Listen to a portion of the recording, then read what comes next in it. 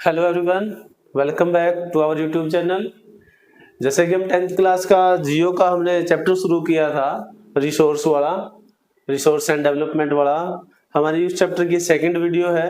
आइए स्टार्ट करते हैं। हमने पीछे कुछ पढ़ा था चैप्टर, हमने ये डेवलप रिसोर्सेज तक पढ़ लिया था। आगे हम यहाँ पे पढ़ रहे हैं स्टॉक। स्टॉक का यानी किसी रिसोर्स को स्टॉक करना। स्टॉक के बारे में देखिए, stock refer to Stock refer to minerals in the environment which have potential to satisfy human need, but human beings do not have the appropriate technology to assess these। ये कह रहे कि हमारे इन्वायरमेंट में वो सारे के सारे संसाधन इतनी मात्रा में मौजूद हैं जो हमारी नीड्स को सेटिस्फाई कर सकते हैं, जो हमारी जरूरतों को पूरा कर सकता है, लेकिन हमारे पास क्या है, उन संसाधनों को यूज करने के लिए अच्छी टेक्नोलॉजी नहीं है।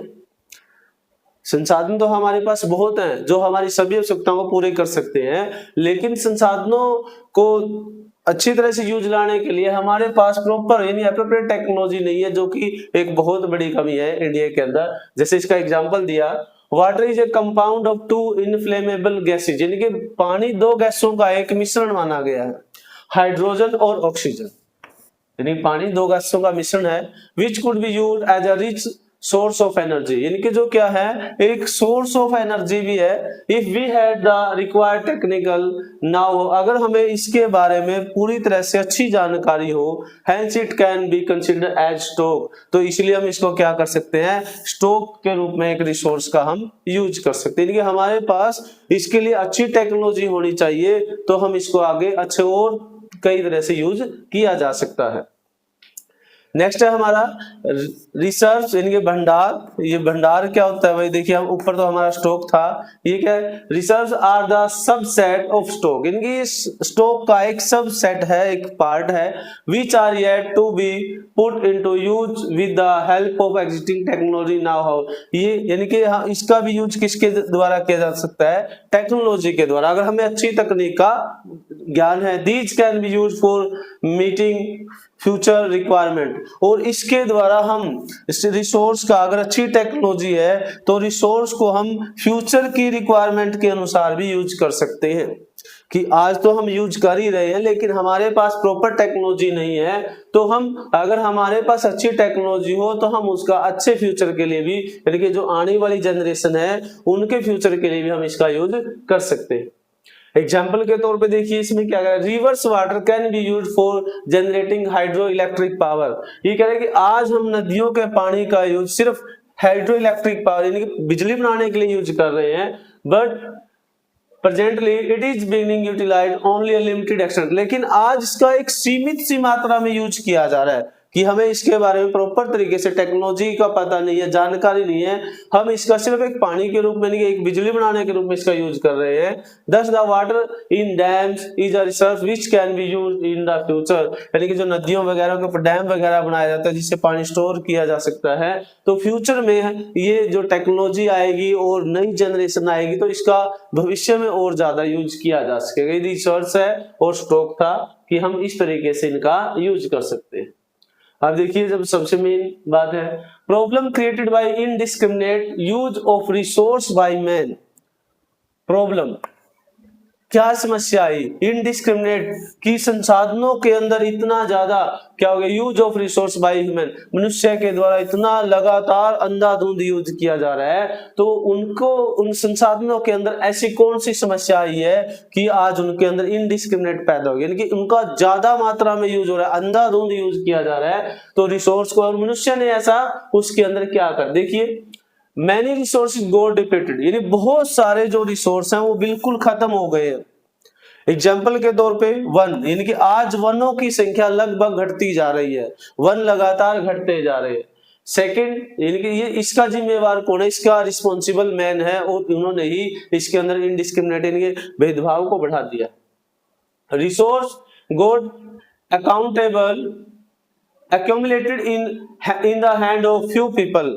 आज रिसोर्स इन संसाधनों का यानी कुछ लोगों के हाथों में आ गए, यानी कि जो हमारे देश के या पूरे वर्ल्ड में जो पावरफुल है, यानी कि हर तरीके से वेल्थ के मामले में, इकोनॉमिक लेवल में, पॉलिटिकल लेवल में, उन लोगों कुछ लोगों के हाथ में रिसोर्स आ गए, कुछ लोगों का ही उनके ऊपर आज डोमिनेंस रह गया, उनका प्रभुत्व रह गया है। The society divided into rich and poor.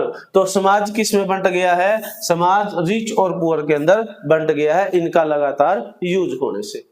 Global warming, जो हमारी जो ग्लोबल वार्मिंग है, वैश्विक तापमान है, उसके अंदर लगातार वृद्धि होती जा रही है, यानी कि जो ग्लेशियर वगैरह वो पिघलते जा रहे हैं, जिसके कारण टेम्परेचर इतना ज्यादा हाई होता जा रहा है। ओजोन लेयर, जो ओजोन परत है, वो लगातार उसके अंदर का जो होल है वो बढ़ता जा रहा है। उसके साथ डिग्रेडेशन, इन्वायरमेंटल डिग्रेडेशन, और हमारे पर्यावरण में लगातार नुकसान, इनके पर्यावरण के अंदर लगातार नुकसान होता जा रहा है, डिग्रेड होता जा रहा है हमारा पर्यावरण, जो उसके अंदर लगातार घटोत्ती होती जा रही है। अनेक तरह की जो बीमारियां हैं मनुष्य की हेल्थ के लिए वो बढ़ती जा रही हैं, एंड अदर और भी बहुत सारी समस्याएं हैं जो कि रिसोर्स के लगातार यूज के कारण, जिनके जो इसका मनुष्य के द्वारा लगातार यूज किया जा रहा है, उसके कारण ये इतनी सारी समस्याएं आ गई। यानी सबसे पहले कुछ तो रिसोर्स ऐसे हैं जो बिल्कुल ही खत्म हो गए।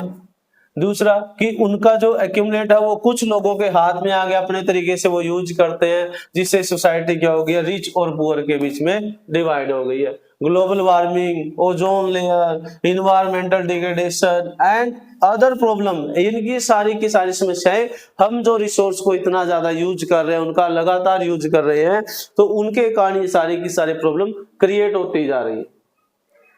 नेक्स्ट देखिए सस्टेनेबल डेवलपमेंट। सस्टेनेबल मतलब सतत पोषणीय विकास, सतत पोषणीय विकास, यानी कि एक सही तरीके से किया गया विकास क्या होगा, हम किसको कहेंगे? Sustainable development. The economic development which does, यानी कि इसका मतलब क्या है? आर्थिक विकास। इकोनॉमिक का मतलब आर्थिक विकास, यानी कि हम अपने इकोनॉमिक लेवल को सुधारने के लिए जो डेवलपमेंट करते हैं, which does not damage the environment, यानी कि जो बगैर, विच डज नॉट डैमेज, जो इन्वायरमेंट को भी नुकसान ना पहुंचाए, and at the same time take care of the need of the future, और ऐसा डेवलपमेंट जो फ्यूचर की भी नीड को समझे, कि जो फ्यूचर वाली जनरेशन है उनके लिए भी कोई क्या ना हो, कोई डैमेज ना हो, कोई नुकसान ना हो, इज कॉल्ड सस्टेनेबल डेवलपमेंट। यानी कि ऐसा विकास फ्यूचर की, जो फ्यूचर भविष्य की योजना को सोचते हुए, इन्वायरमेंट को बिना कोई नुकसान पहुंचाए, और उसका खुद का बेनिफिट हो, और कैसा बेनिफिट हो? इकोनॉमिक डेवलपमेंट हो, यानी कि जिसमें कोई पर्यावरण का भी नुकसान नहीं हो रहा, फ्यूचर जनरेशन का भी कोई इससे नुकसान नहीं हो रहा, तो ऐसे डेवलपमेंट को हम क्या कहेंगे? सस्टेनेबल डेवलपमेंट कहेंगे, सतत पोषणीय विकास हम उसको कह सकते हैं। देखिए ये है सस्टेनेबल डेवलपमेंट, यानी कि हमारी सोसाइटी का है, हमारे इन्वायरमेंट को यानी कोई नुकसान ना पहुंचे, और उससे क्या हो? इकोनॉमी के अंदर बढ़ावा मिले, यानी कि बिना किसी को नुकसान पहुंचाए। जैसे ये ग्रीन इकोनॉमी है, ये दिखाई हुई है, जो इसमें लो कार्बन ग्रोथ है, कि कार्बन की मात्रा बहुत ज्यादा कम है, रिसोर्स एफिशिएंसी की, रिसोर्स इसमें पर्याप्त मात्रा में है, और सोशल इंक्लूसिविटी, मतलब इसमें हमारे समाज का जो डेवलपमेंट का लेवल है वो जोड़ा गया है, और इसी को क्या कहा गया है? सस्टेनेबल डेवलपमेंट का नाम दिया गया है, कि हमारे इन्वायरमेंट का भी नुकसान ना हो, फ्यूचर की जनरेशन की चिंताओं को भी सोचा जाए कि उनको भी कोई नुकसान ना पहुंचे, और जो हमारा डेवलपमेंट है उससे हमारा इकोनॉमिक बेनिफिट भी हो, उसी को ही क्या बोला गया है? सस्टेनेबल डेवलपमेंट का नाम दिया गया, सतत पोषणीय विकास कहा गया है। देखिए रिसोर्स प्लानिंग। रिसोर्स प्लानिंग संसाधन नियोजन, संसाधन नियोजन, नियोजन का मतलब योजना, कोई भी प्लानिंग बनाना, कि संसाधनों का नियोजन कैसे किया जाए, संसाधनों को हम किस प्लान के तहत यूज करें कि वो आने वाली जनरेशन के लिए भी अच्छे तरीके से यूटिलाइज हो सके, उनका अच्छे से यूज किया जा सके। देखिए इसमें resource planning is a technique और skill of proper utilization of resource, यानी कि रिसोर्स प्लानिंग क्या है, एक ऐसी टेक्निक या एक ऐसा स्किल है जिससे कि संसाधनों को हम प्रॉपर तरीके से यूटिलाइज कर सकते हैं, उनका अच्छे से यूज कर सकते हैं, और वही क्या है, रिसोर्स प्लानिंग है। उसके स्टेज बताए गए रिसोर्स प्लानिंग के, क्या क्या स्टेज हैं, स्टेज ऑफ रिसोर्स प्लानिंग। सबसे पहले identification and listing of resource, कि सबसे पहले क्या किया जाए, संसाधनों की आइडेंटिफिकेशन की जाए, यानी कि उनकी पहचान की जाए, और कौन कौन से रिसोर्स है उन सब की एक लिस्ट, एक सूची बनाई जाए। उसके साथ साथ जहां पे जो रिसोर्स है उसका सर्वे किया जाए, मैपिंग वगैरह की जाए, and the measurement of the quality and quantity, और संसाधनों की क्वालिटी और क्वांटिटी, यानी कि उनकी गुणवत्ता और उनकी मात्रा दोनों की ही जांच की जाए कि कौन सा किस क्वालिटी का है और किस क्वांटिटी का, किस मात्रा का है। Of the resource are the important activity undertaken this stage, यानी कि पहली स्टेज के अंदर ये सारी की सारी एक्टिविटी, कि उसकी क्वालिटी, उसकी क्वांटिटी, उसका सर्वे, उसकी मैपिंग, उसकी मेजरमेंट, पहली जो इसकी स्टेज है इसके अंदर ही आता है। यानी कि पहले में क्या आइडेंटिफाई किया जाए कि रिसोर्स किस तरह का है, उसकी क्या क्वालिटी है, उसका क्या मेजरमेंट है, उसकी क्या क्वांटिटी है, उसकी मैपिंग वगैरह की जाए, उसका सर्वे वगैरह किया जाए। फर्स्ट स्टेज के अंदर ये आता है रिसोर्स प्लानिंग के अंदर। उसके बाद प्लानिंग ऑफ एक्सप्लॉयटेशन, कि जो संसाधन है उनको हम किस तरह से, इतना ज्यादा जो यूज हो रहा है उसका कैसे वो करें हम। डेवलप अ प्लानिंग स्ट्रक्चर, सबसे पहले हमें क्या करना चाहिए, उनके संसाधनों के डेवलप के लिए एक प्लानिंग, एक स्ट्रक्चर बनाना होगा विद सुटेबल टेक्नोलॉजी, यानी कि एक सही और अच्छी तकनीक के द्वारा हमें उसकी एक संरचना बनानी होगी संसाधनों की, जिससे हम उसका अच्छे से यूज कर सके। उसमें अच्छे स्किल होने चाहिए, अच्छी कोई इंस्टीट्यूशनल होनी चाहिए, कोई संस्था होनी चाहिए, और उसके बाद हमने वो स्टेप उठाना चाहिए कि हम संसाधन को कैसे यूज कर रहे हैं। मैच रिसोर्स डेवलपमेंट प्लान, यानी कि जो रिसोर्स हम यूज कर रहे हैं वो हमारे डेवलपमेंट प्लान के साथ मैच कर रहा है या नहीं कर रहा है। यानी कि हम यूज कोयला का कर रहे हैं और वहां पे हम पहुंच रहे हैं, मतलब आज इलेक्ट्रिसिटी पे, तो क्या है, यानी कि हम जो संसाधन है उसके मैच होना जरूरी है कि आज जो इस जनरेशन में, यानी कि आज के टाइम में जो रिसोर्स हम यूज कर रहे हैं और जो रिसोर्स हमने खोजा है वो आज के रिसोर्स से मैच कर रहा है या नहीं कर रहा, और उसमें क्या नेशनल डेवलपमेंट प्लान के साथ उसको जोड़ना चाहिए। अब इसको लेकर क्या किया गया, देखिए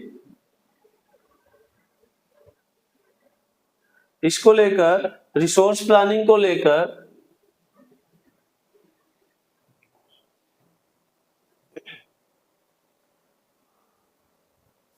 हम पढ़ रहे थे रिसोर्स प्लानिंग।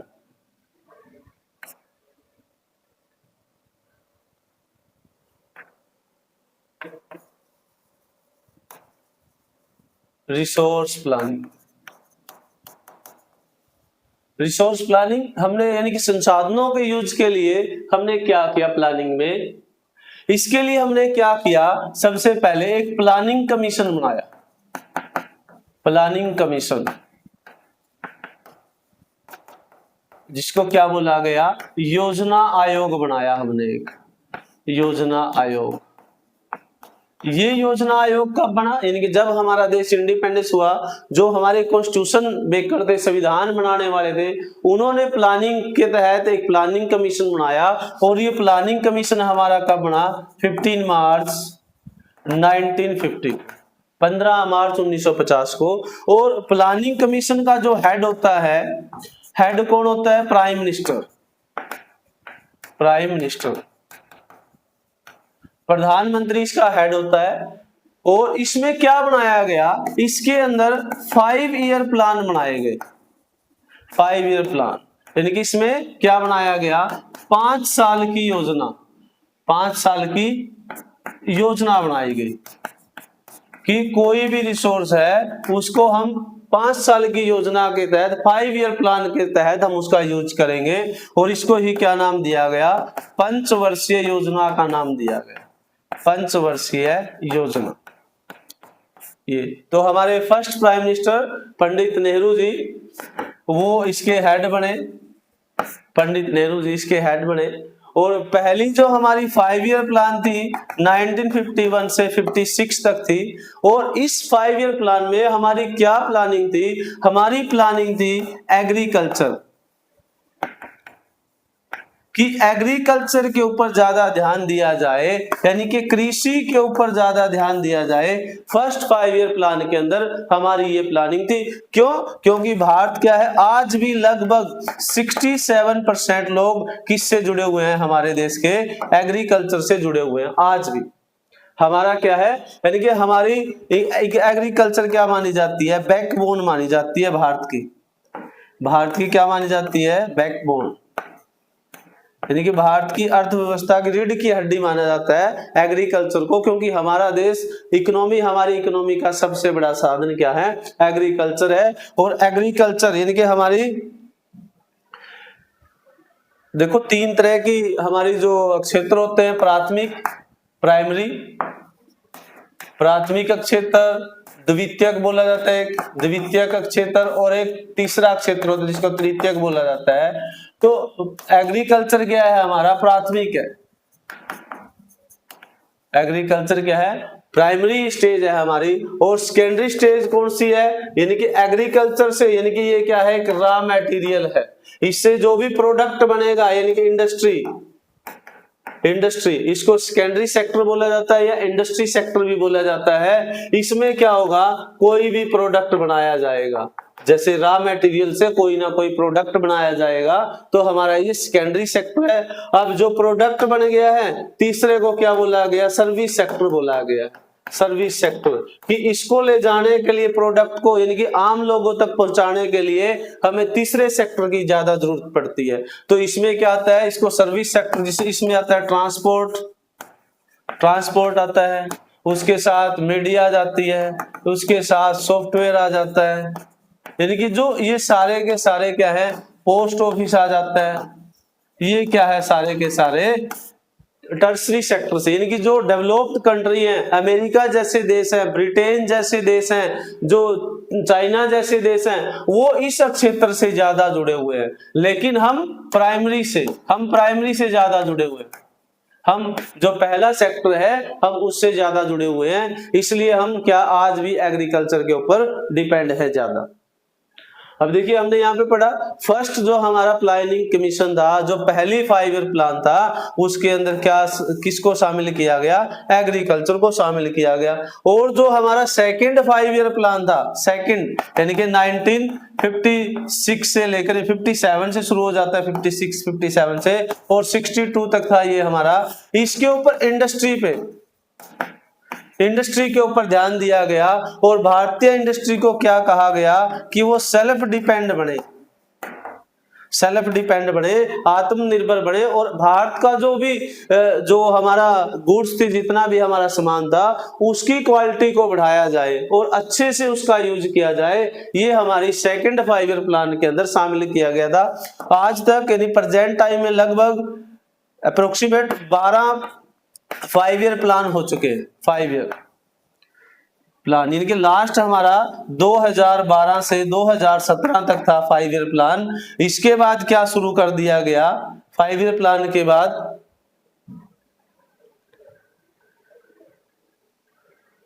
2015 के अंदर 1 जनवरी 2015 से 5 ईयर प्लान की जगह अब क्या बना दिया, नीति आयोग बना दिया। 5 ईयर प्लान का नाम चेंज कर दिया, नीति आयोग। और इसमें क्या बना दिया, पहले ये 5 साल की थी, अब 15 साल की बना दिए, 15 ईयर्स प्लान बना दिया, इसको 15 साल की योजना बना दी। नीति आयोग यानी कि national institution for transforming India.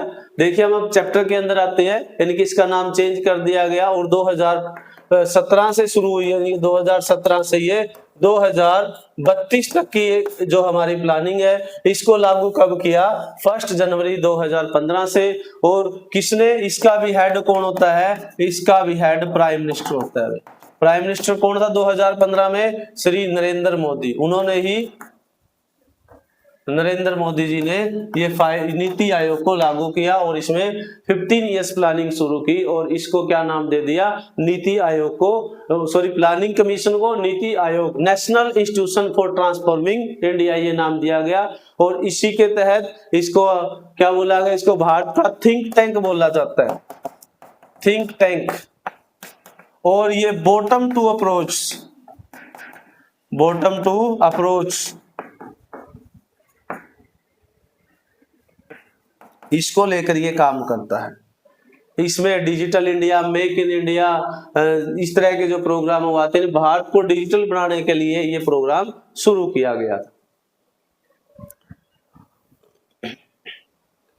अब देखिए जो हम यहाँ पे इसका हमने स्टेजेस वगैरह पढ़ ली थी। अब है इंपॉर्टेंस ऑफ रिसोर्स प्लानिंग, संसाधन नियोजन की क्या इंपॉर्टेंस है, उसका क्या महत्व है, संसाधनों का नियोजन क्यों जरूरी है उसके बारे में देखिए। It is necessary for the balanced development of India, ये किस लिए जरूरी है कि जो डेवलपमेंट है उसके बैलेंस को, उसके संतुलन को बनाए रखने के लिए रिसोर्स प्लानिंग की इंपॉर्टेंस को सबसे ज्यादा महत्व दिया जाता है।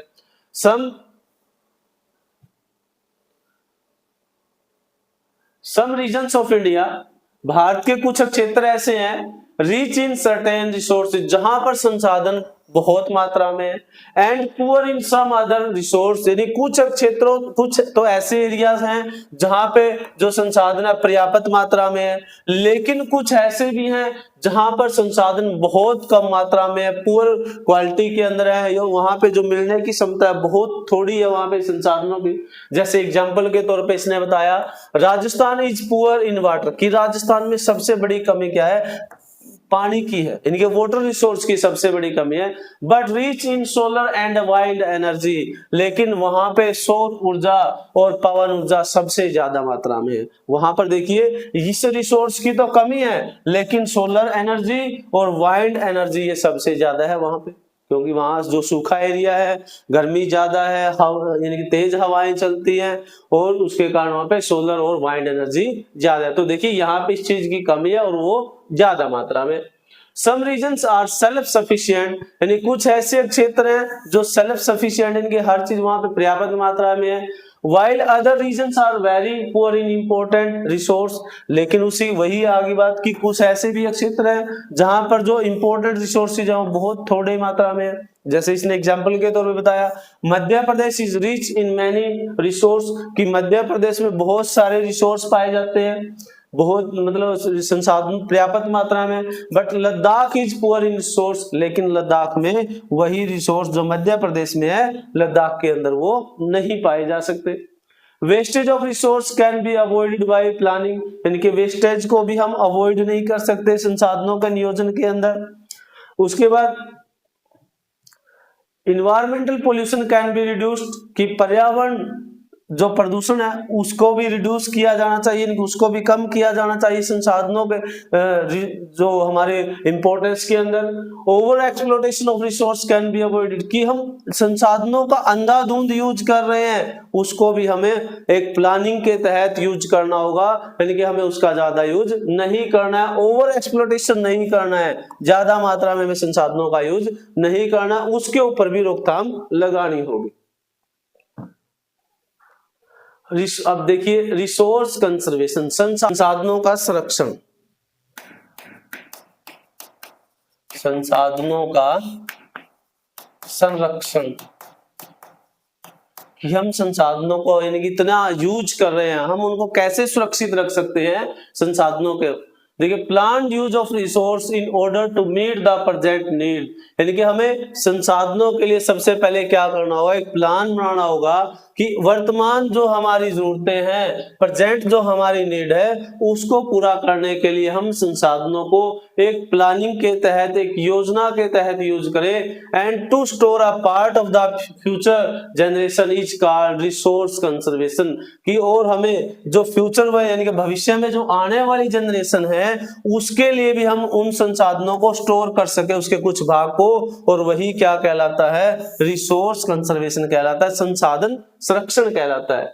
इट इज नेसेसरी, ये बहुत ज्यादा जरूरी है, बिकॉज क्योंकि, क्यों जरूरी है ये हमारे लिए, many resources are not non renewable, क्योंकि बहुत सारे संसाधन ऐसे हैं जो नॉन रिन्यूएबल हैं, यानी कि अनवीकरणीय है, जिनका हम एक बार यूज कर ले तो दोबारा उनका यूज हम नहीं कर सकते, यानी कि वो समाप्त होते जा रहे हैं। इसलिए हमें उनका सबसे पहले बहुत ही एक प्लानिंग के तहत, एक योजना के तहत उन संसाधनों का यूज करना चाहिए। एंड एग्जीक्यूटेबल इफ, यानी कि उनको हमें उचित तरीके से और अच्छे तरीके से प्लानिंग के तहत उनका यूज करना चाहिए। If we conserve them we can use them for a longer period of time, अगर हम उनको कंजर्व कर सकते हैं, अगर हम उनको सुरक्षित रख सकते हैं, then we can use them for a long period of time, तो हम उनका एक लंबे समय तक, यानी कि आने वाली फ्यूचर की जनरेशन के लिए भी लॉन्ग पीरियड तक हम उनका यूज कर सकते हैं। Conservation of resource help us to reduce wastage, यानी कि क्या करना होगा कि हमें संसाधनों का जो ये वेस्टेज जो हम यूज कर रहे हैं उसको भी रिड्यूस करना होगा, उसको भी कम से कम, वेस्टेज भी हमें कम से कम करना होगा, संसाधनों का हम ऐसे ही यूज कर रहे हैं। It will help in economic progress, ये हमें आर्थिक विकास में, यानी कि जिससे हमारा इकोनॉमिक प्रोग्रेस होगा, आर्थिक विकास में मदद करेगा। Resource conservation help us to protect the environment, और सबसे महत्वपूर्ण बात क्या है कि संसाधनों का संरक्षण हमें सहायता करता है, और किसको प्रोटेक्ट रखने में, इन्वायरमेंट को, हमारे पर्यावरण को सुरक्षित रखने में क्या करता है, संसाधन संरक्षण हमारी सबसे ज्यादा सहायता करता है, हमारा पर्यावरण या हमारा इन्वायरमेंट शुद्ध बना रहता है, और जो हेल्थ प्रॉब्लम बहुत कम होती है अगर हम पर्यावरण को बचा के रखें। देखिए Gandhi ji ideas on resource conservation, Gandhi ji के क्या विचार थे संसाधनों के संरक्षण को लेकर। सबसे मेन माना जाता है गांधी जी की जो आइडियोलॉजी है, गांधी जी की जो विचारधारा है संसाधनों को संरक्षण को लेकर, उन्होंने क्या कहा है।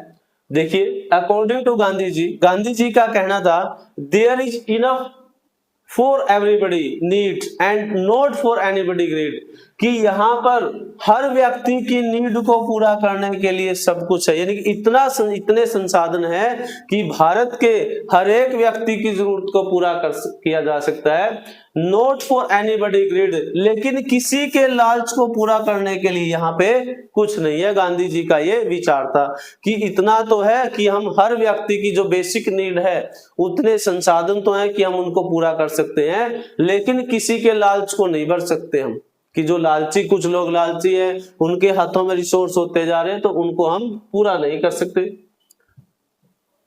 आगे देखिए, greedy and selfish individual and the exploitation nature of modern technology are the root cause of resource depredation, यानी कि आजकल क्या माना जाता है, ग्रीडी एंड सेल्फिश, की कुछ लोग लालची और खुद के बारे में सोचते हैं, व्यक्तिगत रूप से सोचते हैं, और एक्सप्लॉयटेशन नेचर और हमारी जो प्रकृति है उसको भी लगातार प्रदूषित करते जा रहे हैं, उसके जो संसाधनों का लगातार यूज करते जा रहे हैं, किसके द्वारा, मॉडर्न टेक्नोलॉजी के द्वारा, आधुनिक टेक्नोलॉजी तकनीक के द्वारा। Are the root cause of resource depredation, यानी कि संसाधनों के नुकसान में या संसाधनों का लगातार जो यूज होता जा रहा है, ये एक रूट केस माना जाता है, मेन जड़ मानी जाती है कि कुछ लोगों के लालच के कारण, व्यक्तिगत सेल्फिश के कारण, आधुनिक टेक्नोलॉजी के द्वारा वो संसाधनों का इतना ज्यादा यूज कर रहे हैं कि हमारे नेचर को क्या करते जा रहे हैं, वो एक्सप्लॉयटेड करते जा रहे हैं, उनको प्रदूषित करते जा रहे हैं, और हमारे नेचर में से रिसोर्स है लगातार वो घटते जा रहे हैं प्रकृति के अंदर से। He was against mass production and wanted to replace it with production by message, यानी उनका क्या मतलब था कि वो मास प्रोडक्शन के अगेंस्ट थे, यानी कि जो भंडार, यानी कि संसाधनों को हम इकट्ठा कर ले उसके तो वो अगेंस्ट थे। And wanted to replace with production by message, और वो ये चाहते थे कि लोगों की जरूरतों या लोगों की इच्छाओं के अनुसार क्या किया जाए, संसाधनों को यूज किया जाए या संसाधनों को उत्पादित किया जाए, वो इस चीज के फेवर में थे, यानी कि वो ग्रीड, लालची लोगों के फेवर में नहीं थे, वो इतना संरक्षण चाहते थे जिसे आम आदमी की जरूरत पूरी की जा सके और क्या किया जा सके। यानी कि उनका ये कहना था कि यहाँ पर पेट भरने के लिए सब कुछ है, लेकिन पेटी भरने के लिए, जेब भरने के लिए कुछ नहीं है, जो कि कुछ लालची लोगों ने या सेल्फिश लोगों ने संसाधनों का इतना ज्यादा यूज किया है। Thank you very much. Have a nice day.